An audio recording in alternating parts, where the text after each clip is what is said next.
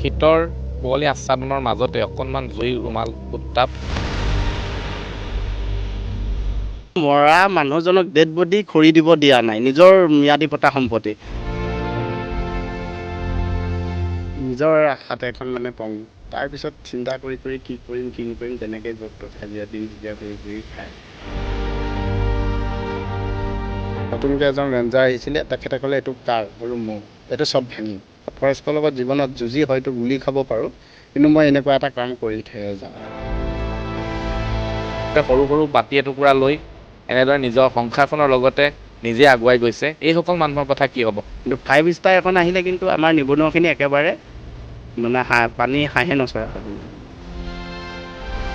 স্থানীয় বাসিন্দা সুৰক্ষিত নহয়।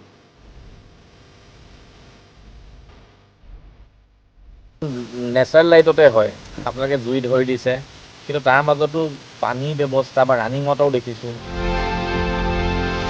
মাংসৰ এডাল ষ্টিক বা যিসকলে ভেজ খায় তেওঁলোকৰ কাৰণে পনীৰ ষ্টিক এডাল আমি যোগাৰ কৰি দিওঁ। यहाँ आके एक्सपीरियंस करना तो अलग ही है, जो देखेंगे उसका अलग रहता है। ৰাতিপুৱাই শুই উঠি ইয়াতে মুখ ধুব লোৱাৰ সময়তো হয়তো কেতিয়াবা আপুনি গড় দেখিব পাৰে, কেতিয়াবা আপুনি হাতীৰ মুখামুখি হ'ব পাৰে।